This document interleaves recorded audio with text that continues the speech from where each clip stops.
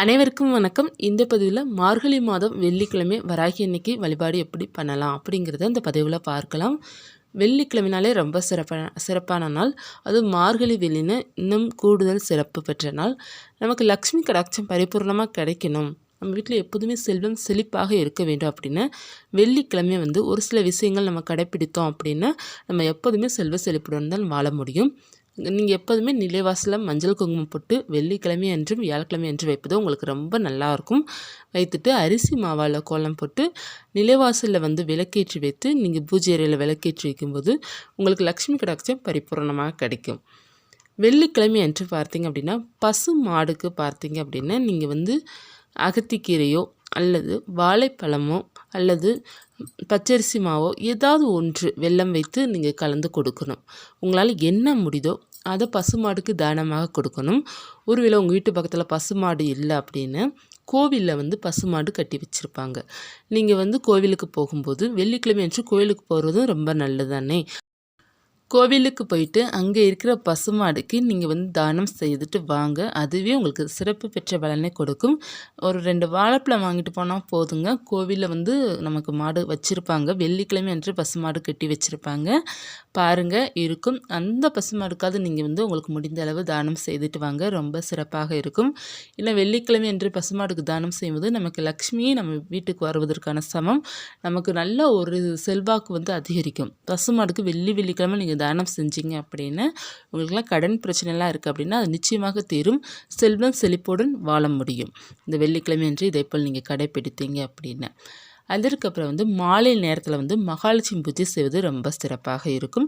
ஏன்னா லக்ஷ்மி பூஜை உங்களுக்கு எப்போதுமே வீட்டில் நிறைவான செல்வத்தை கொடுக்கும். இந்த பதிவில் வராகி எண்ணெய் வழிபாடு எப்படி செய்யணும் அப்படிங்கிறது பார்க்க போகிறோம். வராகி எண்ணெய் படம் சிலை இருக்குது அப்படின்னா அந்த படத்திற்கு மஞ்சள் குங்குமம் பொட்டு வைத்து செந்தாமரை பூக்கள், செம்பருத்தி அல்லது மல்லிகைப்பூ இந்த பூக்களெல்லாம் நீங்கள் அலங்காரம் செய்துட்டு நெய் தீபம் பார்த்தீங்க அப்படின்னா 3 நெய் தீபம் ஏற்றிக்கோங்க. அல்லது நீங்கள் 3 நல்லெண்ணெய் தீபமாவது ஏற்றிக்கோங்க.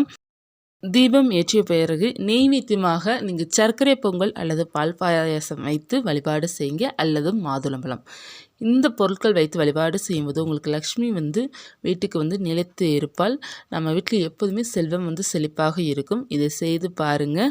வராகி அம்மனுக்கு சொல்ல வேண்டிய மந்திரம் பார்த்தீங்கன்னா மூல மந்திரம் சொல்லலாம், அல்லது ஓம் ஸ்ரீம் வராகி நமக்கு அந்த மந்திரத்தை சொல்லலாம். சொல்லி மனதார மனமுருகி பிரார்த்தனை செய்யுங்க. வெள்ளிக்கிழமை வழிபாடை தவற விட்டுறாதீங்க, ரொம்ப சிறப்பாக இருக்கும். வெள்ளிக்கிழமை எந்த நேரத்தில் வழிபாடு செய்வது ரொம்ப சிறப்பாக இருக்கும் அப்படின்னா வெள்ளிக்கிழமைனாலே பொதுவாக மாலை 6 மணிக்கு நம்ம தீபம் ஏற்றி வைத்து வழிபாடு செய்வது ரொம்ப விசேஷமாக இருக்கும். சுக்கிர ஓரையில் வழிபாடு செய்யணும் அப்படிங்கிறது விருப்பப்பட்டீங்க அப்படின்னா இரவு 8 to 9க்குள்ளே சுக்கிர ஓரை அந்த நேரத்தில் வழிபாடு செய்யலாம்.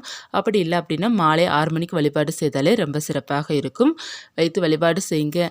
அர்ச்சனை பண்ணணும்னு நினச்சிங்கன்னா நாணயத்தால் அர்ச்சனை பண்ணுங்க. அதாவது 1 ரூபாய் நாணயத்தால் 27 நாணயம் அல்லது 108 நாணயத்தால் அர்ச்சனை பண்ணி வராகி மன்னதார வழிபாடு செய்து பாருங்க. வீட்டில் எப்போதுமே செல்வ செழிப்புடன் நிறைவாக தனதானியத்திற்கு எந்தவித குறையில்லாமல் வாழ முடியும். மொச்சப்பயிறு இருக்குது பார்த்தீங்களா, மொச்சப்பயிறு கூட நீங்கள் அவிச்சு அதில் தேன் கலந்து கூட நீங்கள் நைவேத்தியமாக வைக்கலாம். நமக்கு இன்னமும் கூடுதல் சிறப்பு இருக்கும். வராகினை வழிபாடு செய்வதற்கு நமக்கு உண்மையான பக்தி இருந்தால் போதும். அவங்களை மனதார நீங்கள் பிரார்த்தனை செய்து வழிபாடு செஞ்சீங்க அப்படின்னா அவங்க எப்போதுமே உங்கள் கூட துணையாக இருப்பாங்க. படம் சிலை இல்லாதவர்கள் கூட ஒரு விளக்கு வைத்து மட்டும் நீங்கள் வழிபாடு செய்யலாம். 3 விளக்கு வைத்து நான் சொன்னது போல் நீங்கள் வழிபாடு செய்து பாருங்கள். வராகி அருள் எப்போதுமே உங்களுக்கு நிலைத்து இருக்கும்.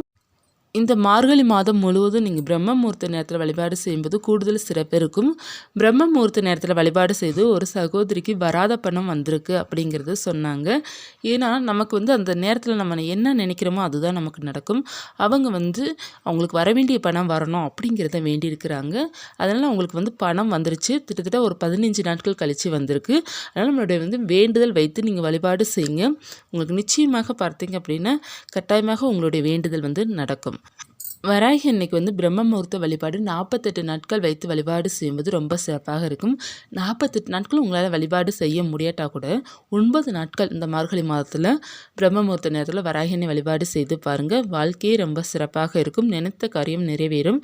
நீங்கள் என்ன நினச்சி வழிபாடு செஞ்சால் கூட அது நிச்சயமாக நடக்கும். பிரம்ம முகூர்த்த நேரத்தில் சீக்கிரமாக எழுந்து வழிபட முடியல, பூஜை செய்ய முடியல, குழந்தைங்களாம் கைக்குழந்தை இருக்குது, இல்லை எனக்கு உடம்புக்கு சேராது குளிச்சு அப்படி இருப்பவர்கள் கூட நீங்கள் பிரம்ம முகூர்த்த நேரத்தில் எப்படி வழிபாடு செய்யணும் அப்படிங்கிறத நான் ஒரு பதிவாக கொடுத்துருக்கேன். அந்த பதிவில் நீங்கள் குளிக்க தேவையில்லை, ஒன்றுமே செய்ய தேவையில்லை, நீங்கள் எந்திரிச்சு மூஞ்சி கழுவுனா போதும், நீங்கள் உங்கள் வேண்டுதலை எழுதி வைத்தால் போதும், எப்படி பண்ணணும் அப்படிங்கிற பதிவு நான் கொடுத்துருக்கேன். அதை நான் எண்ட் ஸ்க்ரீனில் கொடுக்குறேன். அது உங்களுக்கு கட்டாயமாக உபயோகமாக இருக்கும். இன்னும் அந்த மாதிரியும் வேண்டுதல் பார்த்திங்கன்னா பல வெற்றியாளர்கள் செய்த பிறகு தான் அது நல்லா சக்ஸஸ் ஆன பிறகு தான் நானும் உங்ககிட்ட சொல்லியிருக்கேன். ஏன்னா நிறைய பேர் செய்து நல்ல ஒரு பலன் அடைந்தது. ஏன்னா எல்லாராலையும் பிரம்ம முகூர்த்த நேரத்தில் எழுந்து பூஜை செய்ய முடியாது. அவங்களுக்கு உடம்பு ஆரோக்கியம் அதற்கு வேண்டும். அது முடியாதவர்கள் மட்டும் இந்த மாதிரி செய்து பாருங்கள். இதுலேயும் நமக்கு வெற்றி நிச்சயமாக கிடைக்கும். அந்த பதிவை நான் எண்ட் ஸ்க்ரீனில் கொடுக்குறேன். கட்டமாக பார்த்து பலன் பெறுங்க. இந்த வெள்ளிக்கிழமை அன்று லக்ஷ்மி தாயாருக்கு உப்பு தீபம் ஏற்றி வைத்து கூட நீங்கள் வழிபாடு செய்யும்போது உங்கள் வீட்டில் செல்வ செழிப்பாக இருக்கும். அது காலை பிரம்ம முகூர்த்த நேரத்தில் வழிபாடு செய்யலாம். மாலை 8 மணியிலிருந்து 9 மணிக்கோ அல்லது மாலை 6 மணிக்கோ நீங்கள் வழிபாடு செய்து பாருங்கள். வாழ்க்கை வசந்தமாகும்.